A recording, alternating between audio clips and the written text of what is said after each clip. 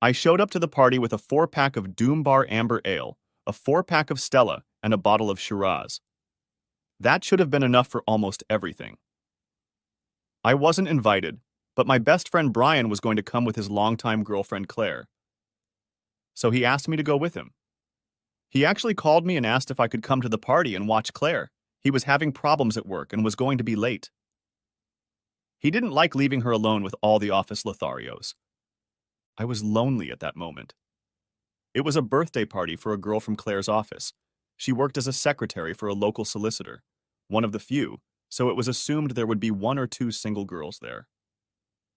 Oh, and it was cheaper to go to a blowout party than a pub on a Saturday night. The front door was open, so I walked in and, leaving my drinks in the kitchen, which was full of men and beer, headed out to find Claire. I saw her talking to a guy in the corner of the living room. I saw him shrug and walk away. When I approached her, she smiled at me and said, "I'm glad you're here. Brian's going to be a little late. Some broken down van or something." I told her I knew about it since he had asked me to keep her company.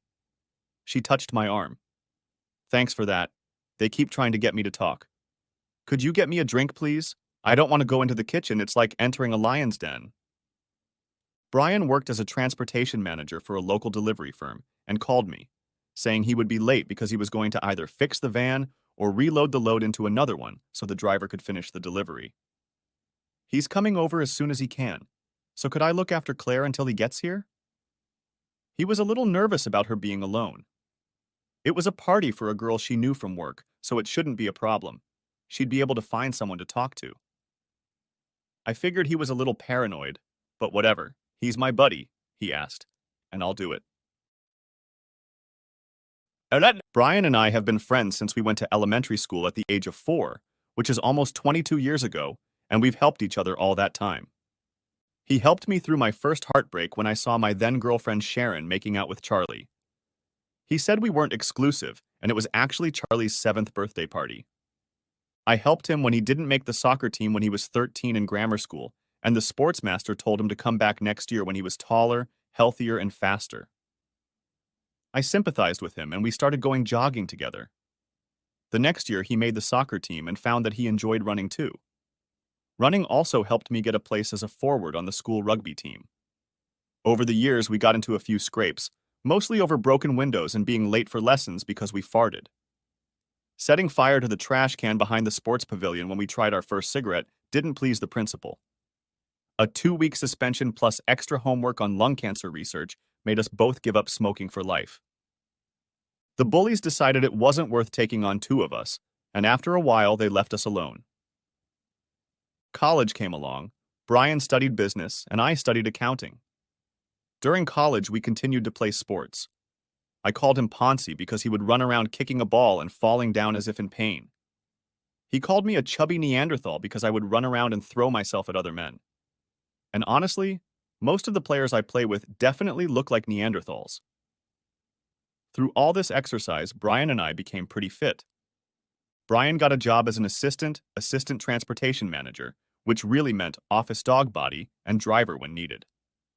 I got a job as an assistant accountant at a local engineering firm, which meant an office dog body and someone who could use a calculator and do simple, boring work. Then cars and beer were added to the girls. Endless days of fun for 2 young guys in good physical shape. Over the years, the company found that Brian had a knack for organization, finding ways to expand the business and work more efficiently. After a few years, he was promoted to deputy transportation manager. I found that the wrong numbers just jumped off the pages at me, either by mistake or on purpose to hide something, and after a few years I became deputy chief accountant. I called him a van balancer, couldn't think of anything worse, and he called me a bean-shuffling Neanderthal, which wasn't far from the truth. Then he met Claire, but that was normal. It was always going to happen. We always knew that one day we would meet the girl of our dreams, and everything would change. We talked about it. I just hoped that I would be the one to be the first to find the woman I would spend the rest of my life with. I liked Claire. She was right for him. He wasn't as reckless. He was more down to earth. It didn't hurt that she was very good looking. 5 foot tall, long black straight hair split down the middle, She was very pretty, and when she smiled, it lit up her whole face.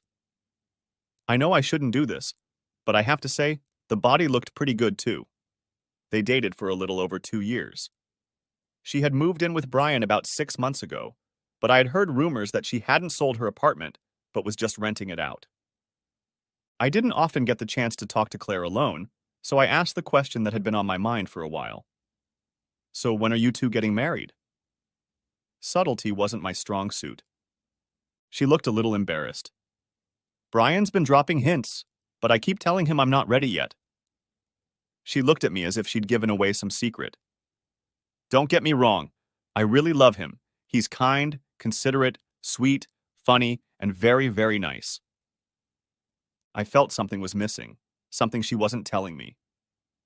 So why haven't you made a date yet? I've known him for the last 20 plus years.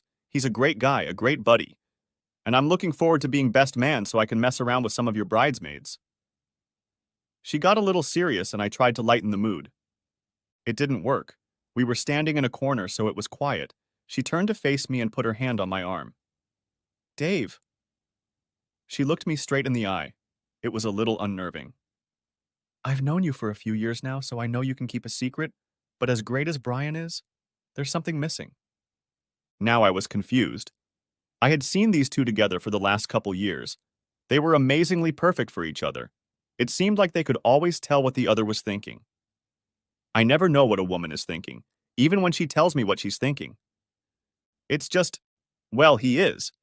Damn, this is so embarrassing. Of course, do you have girlfriends to talk to about stuff like that? Oh God, no, I know what they'd say right now. But they're not in love with him, and at least you're his best friend. I put my hand over hers. Look, you can trust me. I love you like family. Anything I can do to help. I don't know if you can. It's just, hell, he's not very good, she whispered. I only got more confused. What do you mean? She raised her eyes to the ceiling. You mean, oh, you mean? I discreetly pointed my finger upstairs where the bedrooms were and then whispered. You mean in the bedroom? She nodded her head. She stood up a little straighter, as if a weight had been lifted off her shoulders. Can you think of anything? What? How the hell should I know? To hell with it. Have you tried talking about it? Tried, but he keeps shutting up. I'm sorry, but I need more. David, I know you can keep a secret. Is there anything you can do to help me? She put her hand on my arm. I shook it off and took a step back like I'd been stung. Well, shit. Hang in there. I'm his comrade. She looked embarrassed now, but then she smiled. No, no, silly boy. I don't mean that. I like you a lot. A lot. I mean, you can talk to him. Enlighten him. Rumor has it you're not bad. Phew, I was relieved. I don't have fun with married women. Well, only once. Okay. Several times with the same one. But it wasn't my fault. She hadn't told me she was married, and she wasn't wearing any rings, and I certainly don't sleep with my buddy's girlfriend. I don't know. I've never been asked that before. It's awkward, but what's the big deal, really? There were tears in her eyes. I love him, but I need more of him, if you know what I mean. That's so unrealistic. I need more beer, and you probably need more wine. I'm not enough for 2 cocktails. I just needed time to think. I sent Brian a quick text to see how long he was going to be and got a reply that he was on his way to their apartment to change because he was dirty. He'd be there in about 20 minutes, maybe less. That gave us 10 minutes to chat and 5 minutes for Claire to come to her senses. I went back and handed her the drink. She drank half of it in one go. She told me that she got a text from Brian that he would be in 15 minutes or so. I told her, "We've got 10 minutes, so it might be a bit rough. He's winding you up, isn't he?" "Yes, but only about half the time." "And it's over within 5, 10 minutes? No long, slow, leisurely screws?" "About that." I sensed she was about to say something else, but held back. I had too much information in my head as it was. She touched my arm lightly. "If you could get him to talk about it, that would be a start." "Okay, I'll go get him a beer for when he gets here, and you go fix your makeup, and I promise you I'll think about it." I realized why she couldn't talk to her girlfriends. They'd just say dump him and find someone else. But she loves him. Okay, thanks. She looked at me, put her hand on my shoulder, and kissed my cheek. You're like the big sister I can chat with that I never had. I spread my hands up and down her body, towering over her by at least 3 inches. Big sister. Okay, the big brother I can chat with but never had. I'm going to have to start calling you Big Brother. She left to go to the bathroom to fix her makeup. I went and got a few bottles of beer. 2 for Brian since he was standing behind us and he would probably need a beer. He got there before Claire got back from the restroom. On his way through the kitchen, he grabbed 2 mugs of beer. He took one from me so we couldn't shake hands. They were full of beer. I had to fake a manly hug with beer in hand. At this point, Claire reappeared, and I tried to hold on to the 4 beers while he hugged her and kissed her. He apologized for being late and thanked me for taking care of his girlfriend. He invited me out for a beer on Monday after rugby practice to make amends for leaving her to her own devices. I told him it was no problem. I liked her. All for a friend. But since he was buying beer, I was fine with it. He said he would have been later, but when they were halfway through moving the load from one van to the other, the mechanic managed to get the first van started. So instead of putting everything back, he split the delivery notices in half and sent 2 drivers. They could make up the time and possibly finish the job sooner. Now he was here, and I was to walk around town and try to find available girls. I chatted with a few girls, managed to dance with a few, and even got a few kisses. I exchanged a few phone numbers, promising that I would call them, but my heart wasn't in it. It was about 11:30 when Brian and Claire came and found me to tell me they were going home. Brian was leaving for a course on Tuesday, so they had things to do. Brian grinned his stupid grin and winked at me. Oh boy. They asked if I wanted to take a cab, since they lived near me. I declined. Let the lovebirds drive and have fun. Well, at least one of them did. I stayed until the party died down and walked home, still a little embarrassed. I met Brian at the pub around 7:30 on Monday. He dragged me to a table instead of standing at the bar like we usually did. He pounced on me without any preamble.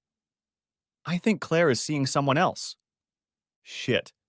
Why do you think that? Well, she wants to have more fun and try other things. I thought we were doing okay. We do it 2 or 3 times a week, but she wants more. Sorry, buddy. I don't see the problem with that. I don't know. I can't see what the big deal is. I told him the story of Kathy, a married woman who used me as a boy toy. Oh, I wasn't complaining about being used as a boy toy. My complaint was that she told me she was divorced, but she wasn't. He was in the Navy and away a lot. Apparently, that's why she always came to me, and I didn't come to her. I found this out when she came to see me one day and forgot to take off her wedding ring. This was back in the days when I didn't check for a white band or dent on the 3rd finger of my left hand. Along with that, I gave him some tips on how to improve his sex life. I went to the bar. I know he said he would pay, but I needed to stretch my legs and think about something else. While I was at the bar, I hatched a cunning plan. When I got back, I suggested to Brian that since he was going away for a couple weeks and coming home for the weekend, it would be a good time to do some research. I suggested he use this time to use his laptop and Google stuff like how to improve your life or how to drive women crazy. Then another idea occurred to me. While he was away and I had a few hours of flexible schedule that I had to use or lose, I would discreetly keep an eye on Claire on her lunch break. She goes to a hotel near where she works, and she was a member of a gym, so I could check to see if anything interesting was going on there. I could also keep an eye on their apartment. I happily agreed to this because I was pretty sure she wasn't doing anything. He seemed to like the idea and calmed down. We both went home satisfied, and not just because of the beer. He had a plan to improve her life, and then she would probably marry him. And I gave him peace of mind. I gave my 2 best friends hope. I did what I had promised Brian. I went to the hotel on Tuesday lunchtime, found a quiet corner, saw Claire arrive and headed to the pool, and went straight to the gym on Wednesday. Thursday was different, and it alarmed me. She walked in and went straight to the elevator. It was going up to the fourth floor. There was no way I could get up there to see where she went. It was a little over an hour later when she got off the elevator at the same time as the young man. It didn't look like they were together. They didn't seem to notice each other, didn't talk to each other. Moreover, it seemed as if they were studiously ignoring each other. The young man headed for the counter, and Claire walked out of the hotel. A little wrong, I thought. The hairs on the back of my neck stood up for no apparent reason. Saturday night, all three of us gathered at the pub, and I received a few mild chides from Claire for not calling any of the girls in her office. It turned out that I had been in thinking mode, trying to help my friends, imagining myself as a dark, silent, handsome, mysterious man that some of the girls in her office wanted to explore. Bullshit. I was just thinking about my buddies. But let's use this, Claire suggested, and Shirley felt a little more cheerful. I had her number, and I made a date with her for Sunday night. While Brian sat at the bar pouring drinks, Claire leaned over to me and said, "I don't know what you said to him last week, but last night was definitely better. There's still a lot of work to be done, but he even seems to want to talk about it. Although I thought I heard him say, Her Royal Highness Queen Elizabeth II at some point in the game." Sunday morning, I went to watch Brian play soccer. Claire was there as usual. I stood next to her, not too close. She's not my girlfriend, but she's nice to be around. Not too insistently, I asked if it was getting better. She gave me a leering look, smiled, and said, "He talks about all sorts of nonsense, thanks." Brian caught me at the bar after the match while Claire was powdering her nose. "Hey, mate, thanks for the advice. A Google search on how to improve my life led me to a whole bunch of women's magazines. Not what I expected. Hell, women are weird. Looks like they want to talk. Either way, I have nothing to lose. If I want to marry her, I'll have to give it a go." "Thanks, buddy. You should take your own advice." I replied in my usual buddy manner, "Back off, asshole." On Tuesday, I felt guilty about going to the hotel on my lunch break, but Claire went straight to the pool and then to the gym on Wednesday. I still didn't like Thursday, so I arrived fairly early and saw a young man get off the elevator with Claire and head to the front desk. I got an uneasy feeling. I entered the elevator with him. We went up to the third floor. I got off at the same time as him and tried to look confused. It wasn't hard. I kept an eye on which room he was going into and found a quiet corner, hoping nothing would happen. I was wrong. About 10 minutes later, Claire came out of the elevator and headed for the same room. Damn, what was I going to do now? This could easily destroy the people I loved. If she hadn't already. I went downstairs and waited in the hall. I decided to give her one chance and see what she had to say. Like last week, they both got off the elevator together. But this time, before they could separate, I stood in front of them. Claire's face lowered. "Oh, shit." The guy stepped toward me. Claire put her hand on his arm and shook her head. She looked at him and said, "Richard, goodbye. We won't see each other again. Don't mess with me." He stepped back with a confused look. She held out her hand to me, and I saw her eyes fill with tears. She pulled me to a corner of the living room with an alcove. I followed her. The first thing she said struck me to the core. "Dave, this is exactly what it looks like, and I'm going to surrender myself to your mercy. I'm going to answer any questions you have, completely truthfully and honestly. And at the end, if you see fit to tell Brian what you saw and what I'm going to tell you about, it will still be absolutely and unequivocally my fault. No blame will be placed on you." With those words, she picked up the phone and I heard her tell the office that she wasn't coming in this afternoon. She had far more important things to do than work. I was caught off guard. I had no place to start. And Claire noticed this. She waved to the waiter and ordered a Guinness and a white wine. She was very professional and businesslike. I'd never seen her like that before, and why should I? We didn't run in the same work circles. Tears were still in her eyes when she said, "You have until the end of the day. This might take a while." I just nodded. We sat in silence, waiting for our drinks to be brought in. Guinness takes a long time to pour. She sat patiently and quietly, but tears were already running down her cheeks, which she occasionally wiped away with a handkerchief. I sipped from my Guinness. I think I drank half a pint at a time. She waved for the waiter to bring another. Looking at me with sad eyes, she said, "After our conversation at the party, you've probably already guessed what this is about. Do you want me to tell the story? Or do you just want to ask questions?" I didn't understand a damn thing. I put on a confidence I didn't feel and said, "You tell the story, and I'll ask questions as I go along." She wiped away her tears again. Like I said at the party that night, I need more than Brian can give me, and he didn't want to talk about it. I didn't see a way out. Richard just feels like he's filling that hole. Hell, that's not what I meant, filling that need. You might find this hard to believe, many men do, but I can separate the entertainment from the lovemaking. Sometimes I want to be cuddled, made love to, and then I wake up in the arms of a man who loves me. And sometimes I just want good entertainment. Sorry, you're going to get hurt.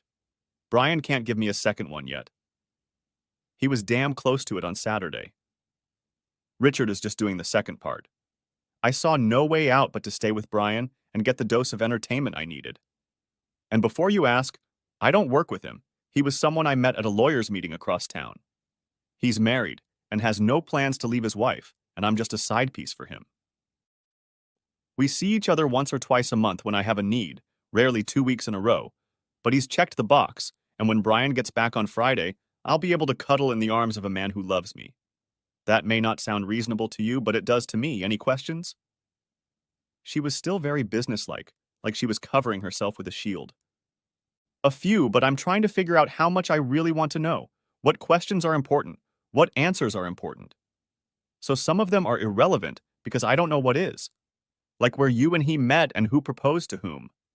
It doesn't matter where you met him, but who made the first move. That's easy, he heard me say. I could use some good entertainment. Turned to me and said, I could do it for a hottie, just so my wife doesn't find out. I thought he was joking.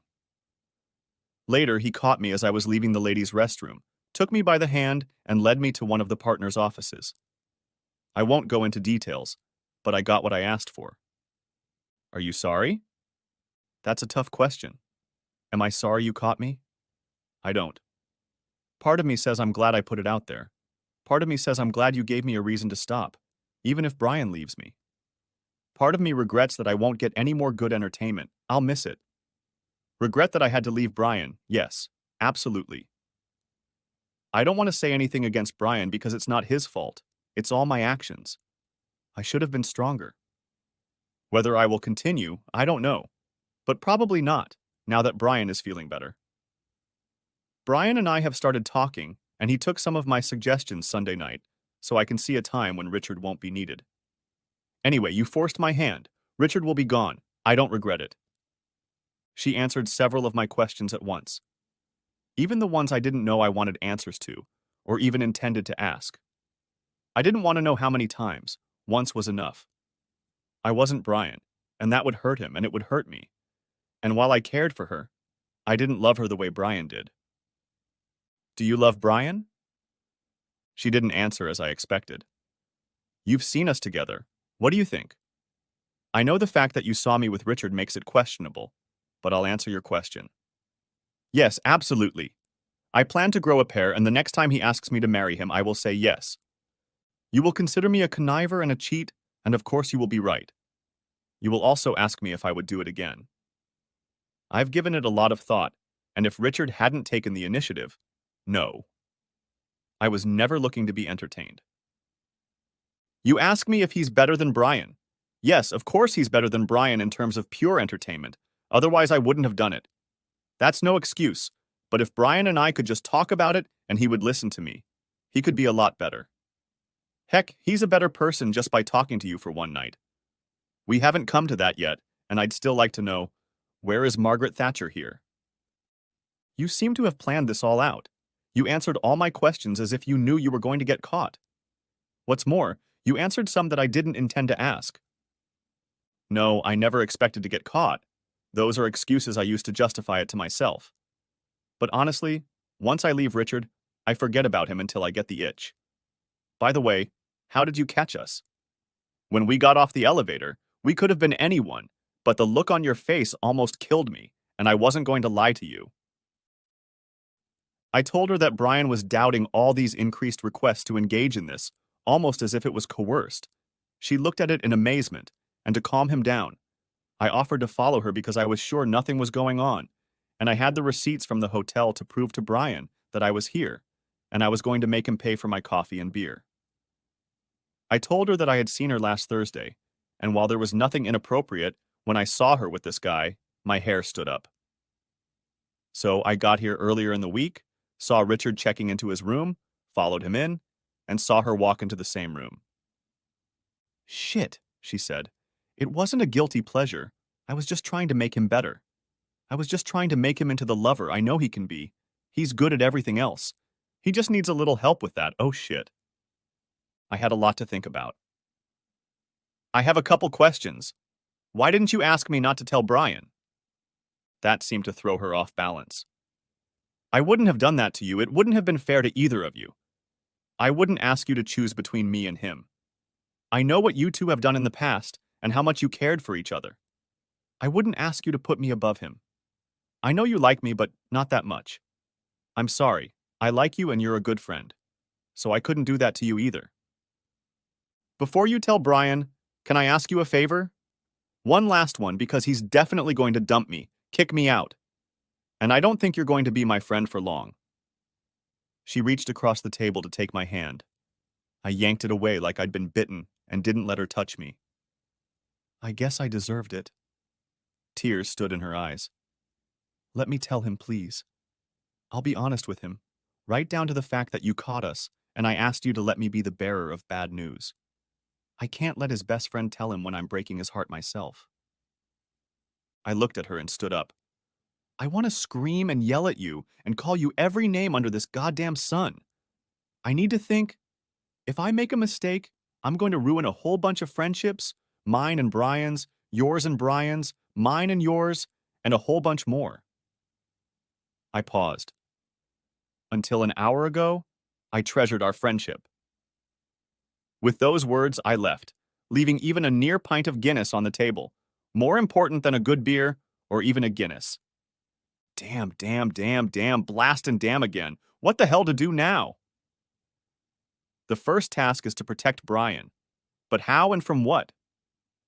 From his inadequacy, her cheating, his goddamn heartache? I didn't sleep that night, but I didn't drink too much beer either. Solutions didn't come through the alcoholic haze, but by morning, I had a plan.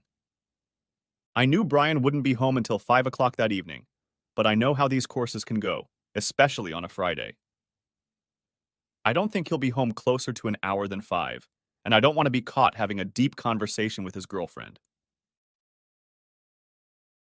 I sent Claire a message saying, go shopping in Waitrose at 10 o'clock. I'll bump into you, we'll have a coffee, and I'll give you some options. Delete this message now. I got to the supermarket, grabbed a basket and started wandering around, stuffing stuff into it. I don't use wet wipes. I wash my hands with soap and water. So what the hell were they doing in my basket? I knew what a bottle of gin was doing in there.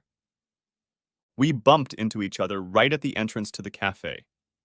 We went inside, she sat down, and I grabbed 2 coffees. As I handed her mine, I got my first good look at her face. I had seen my face in the mirror and looked rough and knew how I felt, but she looked much worse and must have felt it too.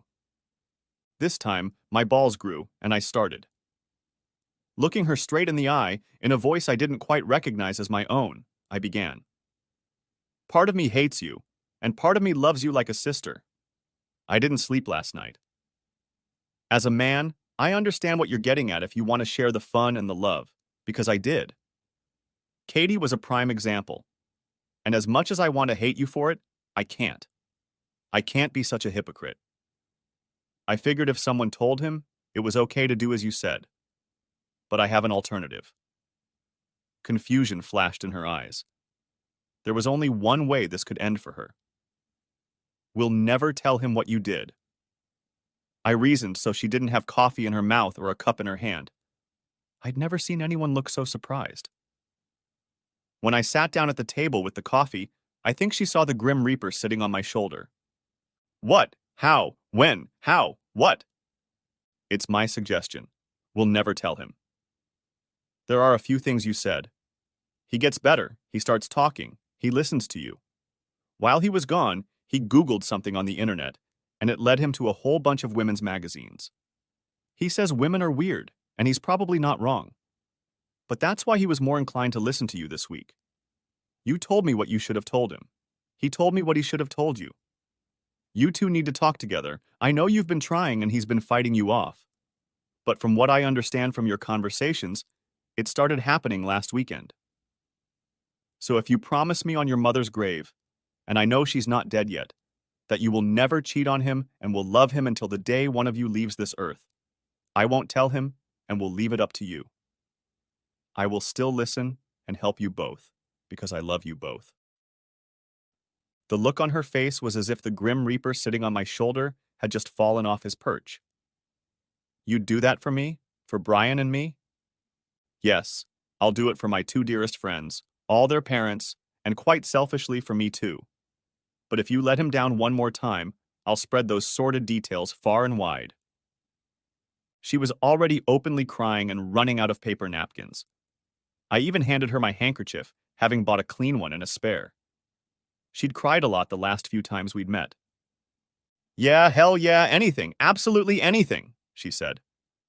Right now, some harsh realities, and hopefully this will help more. I didn't bother telling her about Sharon Pontic White. I hinted that I was rinsing down there and the taste of soap made him think of blowing bubbles. I didn't pursue the subject further. I suppressed the embarrassment in me and told her how I had treated Katie, and I told Brian the same thing. I tried to help her so she could help him.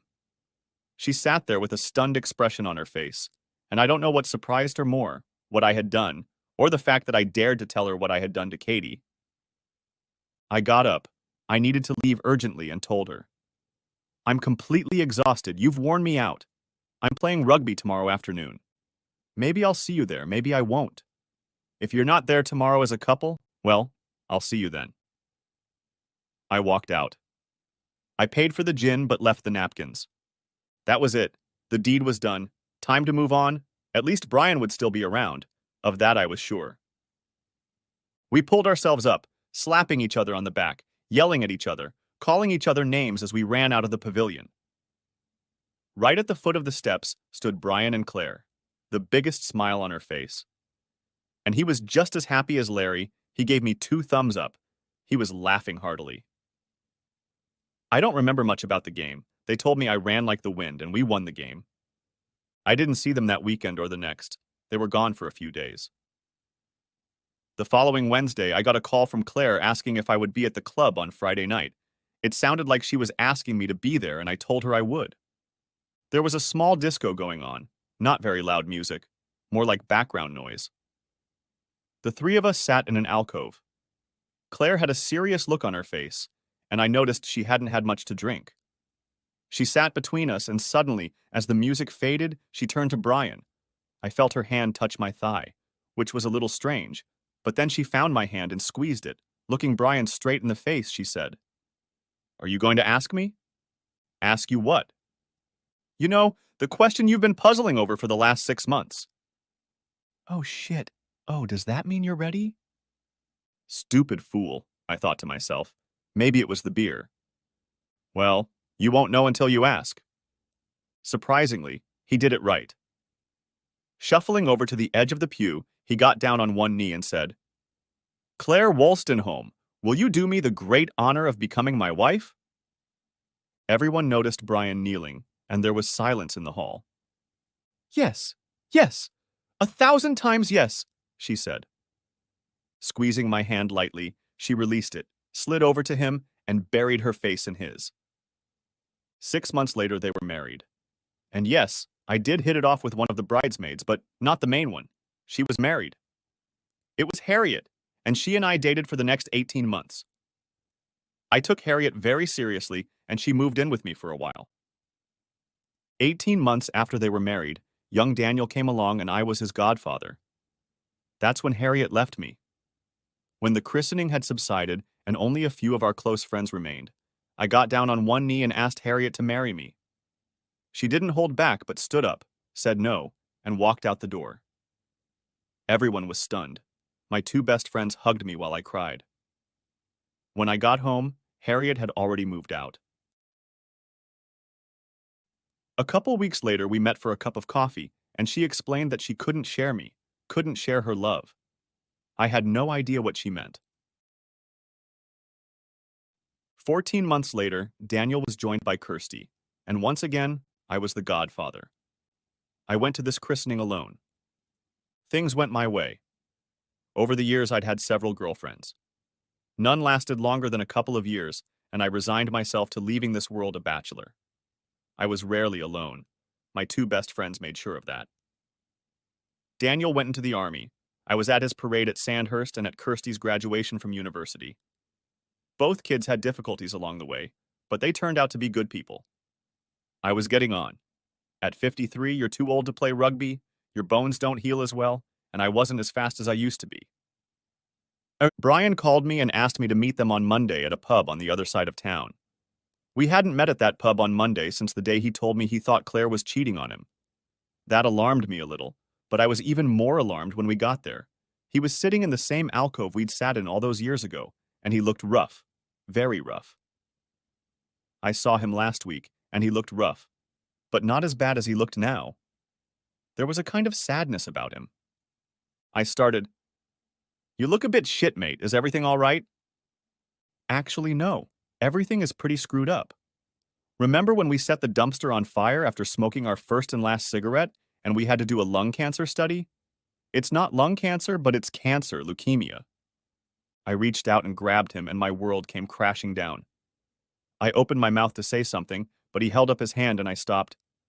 "Sorry, buddy. This is bad. I just discovered this disease and it's untreatable. I've got a month.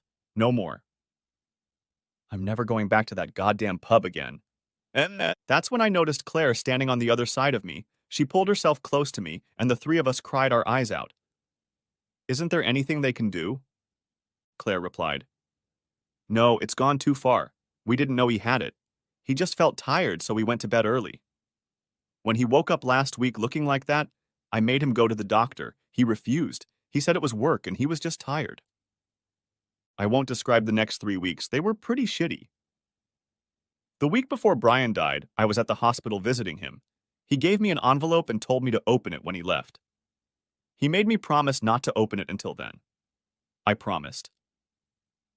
The funeral was crowded and we went to a club. Daniel was married and had children, as did Kirsty, and we tried to make it a joyous occasion, a celebration of life, but it was hard work. As we entered the club, Claire asked me if I had the envelope. Yes, it was in the inside pocket of my jacket. I just tapped it, and she smiled at me. I forgot about it until I got home, and then I wasn't in the mood and left it in my jacket. I didn't know how my relationship with Claire would play out. We met for a cup of coffee during the week. She was holding up well, perhaps even better than I was. About a month after the funeral, she called me to see if I could go over to their house and help Daniel. They wanted to move some beds. I arrived, as requested, on Saturday afternoon. Daniel needed help to remove an old bed from his bedroom because he was taking it to his house. Then to take the double bed from Brian and Claire's room and put it in his old room. Claire had a new bed. I couldn't always understand the logic with which Claire approached the situation. But what she wanted, she got. The new bed arrived just as we finished moving the others, and Danelle and I assembled it. After the sweaty work, we were sitting in the kitchen drinking cold old speckle hens when Daniel said to me, "Uncle David." He hadn't called me uncle since he left for the army. This was getting weird. "You haven't read the letter yet, have you?" "No. Knowing your father, he'll just thank me for everything I've done, which isn't really necessary. And when I do, it will seem to me like he's really gone. The whole time I leave the letter unopened, as if part of it is still here." I thought about it for a bit and said to Daniel, "That's not the point. Do you know what's in there?" "I don't know, but I'm guessing. I think Mom wants you to open it." I promised him I would read it as soon as I got home. We drank a few more beers and I headed home. As I had a few beers, Claire asked me to let her know when I was coming over in case I wandered into the woods or something. I sent her a text. "This isn't going to be easy." I poured myself a large glass of gin and tonic, which was a lot of gin and not much tonic. I opened the letter and began to read it. It was handwritten and had a few crossouts in it. Buddy, you think that with this letter, I am thanking you for being my best friend for over 50 years. And it will make you cry? It will be a trip down memory lanes. Sally kisses Charlie and also throws up in the trash can we just lit with our first and last cigarette. We both got pinks for it, but didn't tell our parents because they'd give us another spanking. Collecting pocket money to pay for the glass of the greenhouse we broke with a cricket ball. Actually had to throw a tennis ball. My old banger, 20 miles per gallon, because the other 20 miles per gallon was leaking out of a broken pipe and we were stuck overnight in Skegness. God, it was so cold to sleep in the car. There were several girlfriends until we met Claire. That's when I realized she was the one for me. Yeah, that month when I thought she was cheating on me was hard. She was different from everyone else. I cared, really cared, but I was doing it all wrong. I was a bit macho, thinking I knew everything about how to give a woman pleasure. But I didn't, and you, as always, stepped in and helped me, by the way. I found a phrase that really slowed me down. Try memorizing it, let alone uttering it when you're 2 steps away from dropping your load. Not that you need it, but it works. The Honorable Margaret Thatcher, leader of the Conservative Party, Prime Minister of Her Royal Highness Elizabeth II of the United Kingdom of Great Britain and Northern Ireland and Queen, head of the Commonwealth, defender of the faith. How bloody difficult it was, but it worked. And I know the help you gave Claire in those couple weeks before she accepted my offer. Your decision was the right one. I didn't think so when she told me, but we talked about it, and I'm grateful. Because that decision must have caused you a lot of pain. Calm down, buddy. It was the right one. Because of you, I have lived a wonderful life. I have lived and loved a wonderful woman, and she has given me 2 beautiful children and many grandchildren. Without your clear thinking that day, it would never have happened. Thanks, buddy. Now for the kids. The time you spent talking to Daniel while he was at Sandhurst and struggling. The time you ran miles and miles with him without saying anything. When he came back from Iraq, he told me how you hugged him and he poured his heart out to you when he lost that guy in his platoon. He wanted to show me he could handle it, to make me proud of him. I was glad you encouraged him to come to me. Crying with my son after what he'd been through was very humbling. You were there for Kirsty when she fell into bad company. She did things her mother and I wouldn't have approved of. She told me how you yelled at her, made her feel so small, told her she was better. We never talked about that little trip to her university with baseball bats. I remember looking at the flames of the fire we made out of clothes and baseball bats, and you holding me. And thank you for being there for me, and not letting that jerk blind me. This is Claire's first account of that little escapade. I hope we helped you, especially when Harriet dumped you, we saw how much it hurt.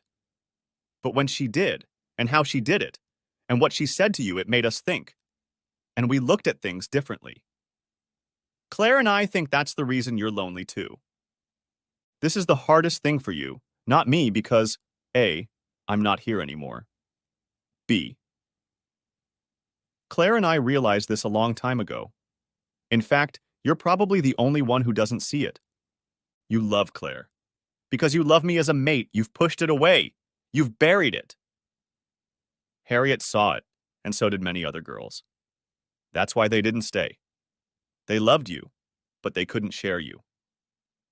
This may come as a surprise to you, but she always really liked you. But after your decision not to tell me what happened while I was away, that liked turned into loved. It started out as brotherly love. But after everything you did for us, it grew. It didn't bother me because I knew she loved me more than she loved you. And anyway, I love you too. So now I'd like to ask you for a couple more favors. 1. Look after my wife as much as you can. She is very, very dear to me, and I know you will do a brilliant job at it. 2. Do not marry her for 1 year and 1 day after my funeral. It's not for me, I'm not here, I'm only in your heart. But my parents might not take it very well. Oh, I think Danny and Kirsty would be over the moon if you asked her. One more thing. She's a warm, wonderful woman, so please don't wait a year and a day to cement your love. You have my full blessing. Okay, buddy. That's it for now. I'm tired. And by the way, Claire is sitting next to me as I write this. She helps me when I'm having a hard time writing.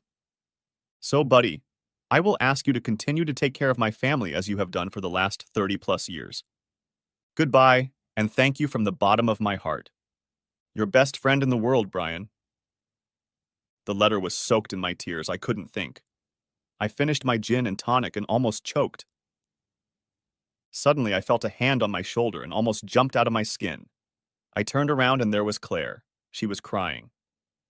I really should have locked the damn back door, but it didn't matter, though.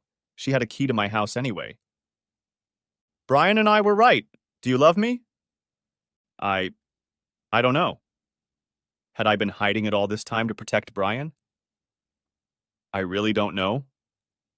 I pulled her back at arm's length and she tilted her head slightly to one side and smiled, her face lighting up. I think you're still trying to hide it, she said. Let me make it easy for you. Since that day at Waitrose, I've fallen more and more in love with you, and it's grown into love. Don't get me wrong, I love Brian a lot more, but who could not love a man for all that you've done for us?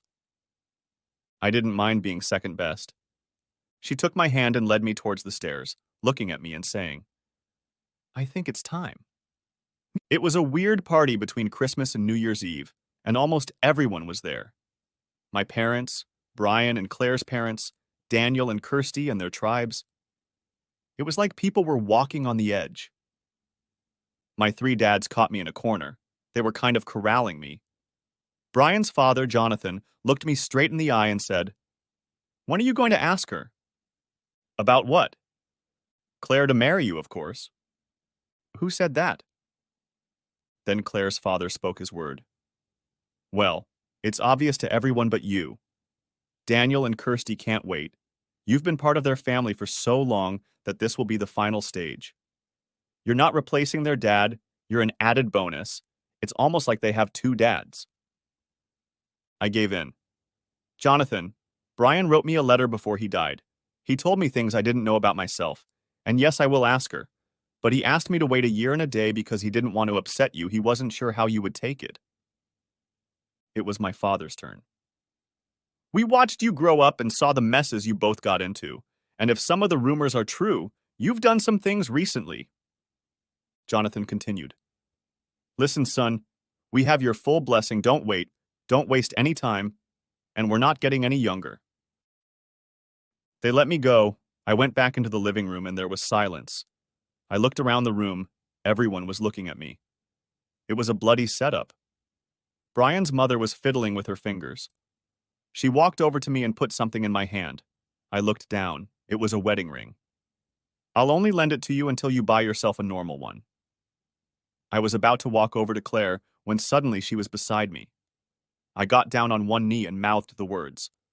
She held out her hand to me, and as I slipped the ring on her finger, the room erupted in joyous screams. Not very romantic. I kissed her and whispered in her ear. This is all a setup. How much of this did you know? All of it. Who do you think set it up? I love you. We were married 6 weeks later. I told Daniel and Kirsty to never call me daddy, never call me uncle. They never called me daddy, but to annoy me, they sometimes called me uncle with a smile on their face. After all these years, I realized that yes, I did love her. But strangely enough, it was from that day when she was brutally frank with me in the hotel lobby. Her willingness to look at things dispassionately, yet take absolutely all the blame and try to protect Brian and I and our relationship as buddies. The end. Thanks for watching. I hope you enjoyed it. So subscribe to my channel and watch the next video.